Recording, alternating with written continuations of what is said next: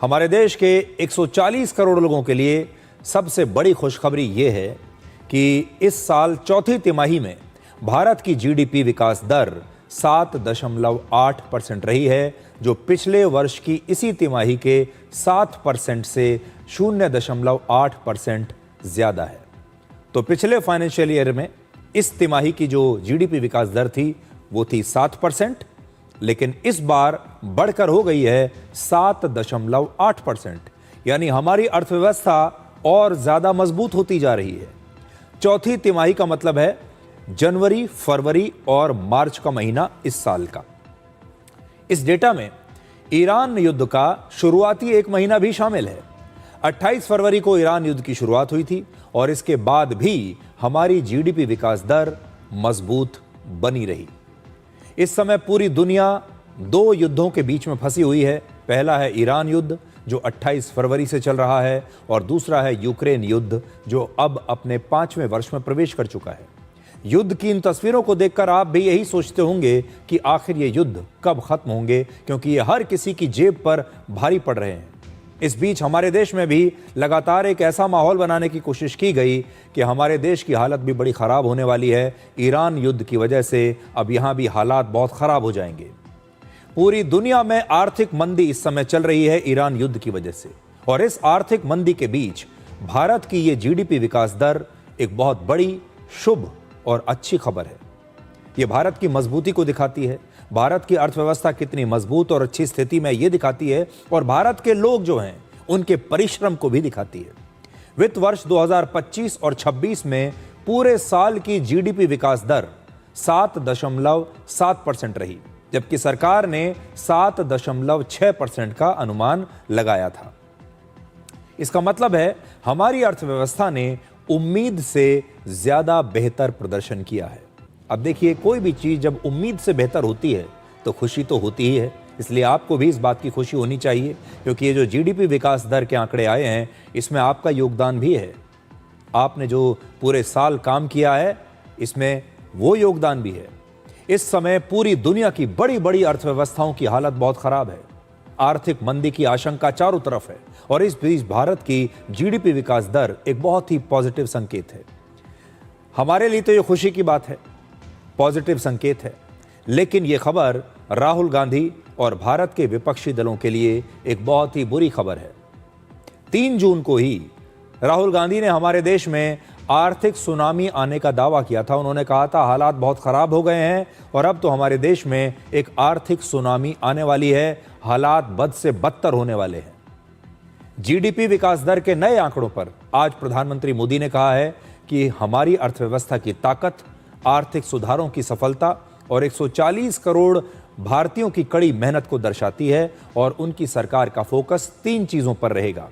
पहला, लोगों की जिंदगी को आसान बनाना, दूसरा, कारोबार करना आसान करना, और तीसरा, युवाओं के लिए ज्यादा अवसर पैदा करना। लेकिन आज प्रधानमंत्री मोदी ने यह भी कहा कि हमारे ही देश के कुछ निराशावादी लोग आत्मनिर्भर भारत अभियान का मजाक उड़ाते हैं। साथियों, आज दुनिया अभूतपूर्व चुनौतियों के दौर से गुजर रही है। कुछ समय पहले मैंने कहा था कि ये दशक दुनिया के लिए आपदा का दशक सिद्ध हो रहा है। हमने बीते समय में एक के बाद एक वैश्विक आपदाएं देखी है। पहले बहुत बड़ा कोरोना का संकट आया, फिर जगह जगह युद्ध शुरू हो गए, और इतना बड़ा ऊर्जा संकट, इसने पूरी दुनिया को अस्त व्यस्त कर दिया है। दुनिया भर में पेट्रोल की कीमतों में लगातार उतार चढ़ाव हो रहा है। गैस की सप्लाई चेन ध्वस्त हो रही है। लेकिन भाइयों बहनों, मुझे बहुत संतोष है कि 140 करोड़ भारतीयों के साझा प्रयासों से देश ऐसे हर संकट का मजबूती से मुकाबला कर रहा है।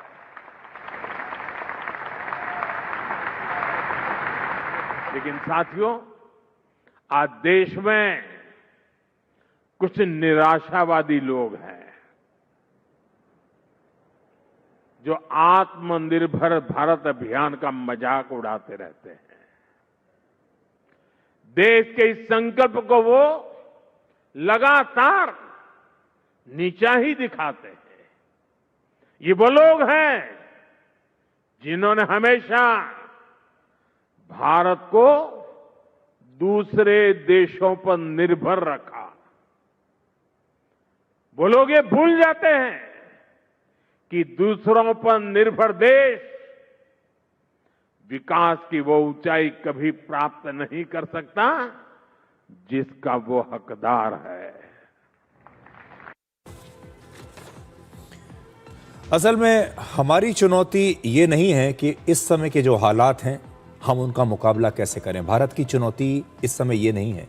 भारत की उससे भी बड़ी चुनौती ये है कि हमारे अपने ही देश में जो लोग चारों तरफ निराशा फैला रहे हैं, जो लोग बात बात पर ये कह रहे हैं कि भारत हार रहा है, जो लोग बात बात पर ये कहते हैं कि हम इस युद्ध में पिछड़ रहे हैं, जो लोग भारत की इस मेहनत पर पानी फेर रहे हैं, जिन्हें भारत के लोगों पर विश्वास नहीं है, ऐसे लोगों को क्या किया जाए इनका। ये वो लोग हैं जो देश में निराशा फैला रहे हैं, देश के लोगों को निराश कर रहे हैं, और इनकी जो निराशा है वो सिर्फ एक बात को लेकर है, क्योंकि ये सत्ता में नहीं है और सत्ता में आने की अभी इनकी कोई संभावना भी नहीं है। अब आपको बताते हैं कि चौथी तिमाही में भारत की जीडीपी विकास दर का 7.8% होना क्या मायने रखता है और यह कितनी बड़ी कामयाबी है। इसी दौरान अमेरिका की जीडीपी विकास दर सिर्फ 1.6% रही और अमेरिका दुनिया की सबसे बड़ी अर्थव्यवस्था है। चीन की विकास दर इस दौरान 5% रही और चीन दुनिया की दूसरी सबसे बड़ी अर्थव्यवस्था है। और यूरोपियन यूनियन की विकास दर सिर्फ 1% रही और ईयू दुनिया के सबसे बड़े इकोनॉमिक ग्रुप्स में से एक माना जाता है। यानी भारत की अर्थव्यवस्था ना सिर्फ तेज रफ्तार से बढ़ रही है, बल्कि दुनिया की कई बड़ी बड़ी अर्थव्यवस्थाओं की तुलना में, बड़े बड़े देशों की तुलना में कहीं ज्यादा बेहतर प्रदर्शन भी कर रही है। इसलिए आपके लिए घबराने की कोई आवश्यकता नहीं है। जो लोग आपसे ये कह रहे हैं कि आने वाले दिन अंधकार से भरे हुए हैं, यहां पर तो आर्थिक मंदी बहुत बड़ी आने वाली है, लोगों का जीना मुश्किल हो जाएगा, ये सारे लोग सिर्फ आपको निराश करना चाहते हैं, क्योंकि आंकड़े कुछ और कह रहे हैं। अभी आप ये भी देखिएगा कि हमारे ही देश के कुछ लोग इन आंकड़ों को भी झूठा बताने लगेंगे और कहेंगे कि ये आंकड़े भी झूठे हैं। जीडीपी के आंकड़ों ने आज राहुल गांधी के आर्थिक सुनामी आने के दावे का अपने आप ही एक फैक्ट चेक कर दिया है। राहुल गांधी सिर्फ 48 घंटे पहले यह दावा कर रहे थे कि भारत में भयंकर आर्थिक सुनामी आने वाली है, लेकिन आज हमारे देश में बर्बादी की नहीं बल्कि जीडीपी विकास दर की एक बड़ी तेज सुनामी आई है, जो राहुल गांधी के फेक न्यूज को अपने साथ बहा कर ले गई। राहुल गांधी जिस आर्थिक सुनामी का इंतजार कर रहे थे वो तो आई नहीं, लेकिन भारत के 140 करोड़ लोगों ने आर्थिक विकास का एक नया रिकॉर्ड बना दिया। वित्त वर्ष 2025 और 26 में भारत की जीडीपी विकास दर 7.7% थी, जो दुनिया की प्रमुख बड़ी बड़ी अर्थव्यवस्थाओं में सबसे तेज है। यानी राहुल गांधी को आर्थिक संकट दिखाई दे रहा था, लेकिन भारत ने आर्थिक शक्ति का प्रदर्शन करके राहुल गांधी को करारा जवाब दे दिया। ये भारत के लोगों का राहुल गांधी को एक करारा जवाब है। भारत के लोग वैसे तो हर चुनाव में राहुल गांधी को अपना जवाब देते ही रहते हैं, लेकिन इस बार भारत के लोगों ने अपने परिश्रम से उन्हें यह जवाब दिया है। मैं आपको 3 जून का राहुल गांधी का वो बयान सुनवाना चाहता हूं जिसमें उन्होंने कहा था कि भारत में तो एक आर्थिक सुनामी आने वाली है, और आज इन आंकड़ों के परिप्रेक्ष्य में जब आप उनके इस बयान को सुनेंगे तो आप खुद समझ जाएंगे कि ये कितनी बड़ी फेक न्यूज है। आर्थिक सुनामी आ रही है, भयंकर आर्थिक सुनामी अब आ रही है। उसका कारण है कि हिंदुस्तान का जो प्रोटेक्शन का सिस्टम था, जो इंटरनेशनल इकोनॉमी से एक प्रकार से शॉक अब्जॉर्बर था, उसको बीजेपी ने हटा दिया है। तो एक तरफ से भयंकर आर्थिक सुनामी आ रही है, प्राइसेस बढ़ रही हैं, और ये अभी शुरुआत देखी आपने। ऐसी इकोनॉमिक क्राइसिस आएगी हिंदुस्तान में जो आपने अपने लाइफ में नहीं देखी होगी। ये हो रहा है, इसको अब कोई रोक नहीं सकता है। अब हम दूसरी स्टेज में जा रहे हैं। पहले हम फुल कंट्रोल स्टेज में थे, अब ये आउट ऑफ कंट्रोल जा रहा है इनके। आज आप समझ गए होंगे कि राहुल गांधी सिर्फ निराशा फैलाना चाहते थे। राहुल गांधी लोगों को मिसगाइड कर रहे हैं, उन्हें भ्रमित कर रहे हैं और सिर्फ लोगों को डराने की कोशिश कर रहे हैं। देखिए, जो असली नेता होता है वो अगर अंधकार में भी हो तो लोगों को एक उम्मीद देता है। आपके घर में भी जो बड़े बूढ़े होते हैं वो आपको अंधकार में भविष्य अगर होता भी है आपके सामने तो आपको डराते नहीं हैं, बल्कि आपको ये कहते हैं कि सब ठीक हो जाएगा। और यहाँ तो सब कुछ अच्छा है, यहाँ तो सब कुछ इतना अच्छा चल रहा है, फिर भी राहुल गांधी जैसे जो नेता हैं वो निराशा फैला रहे हैं।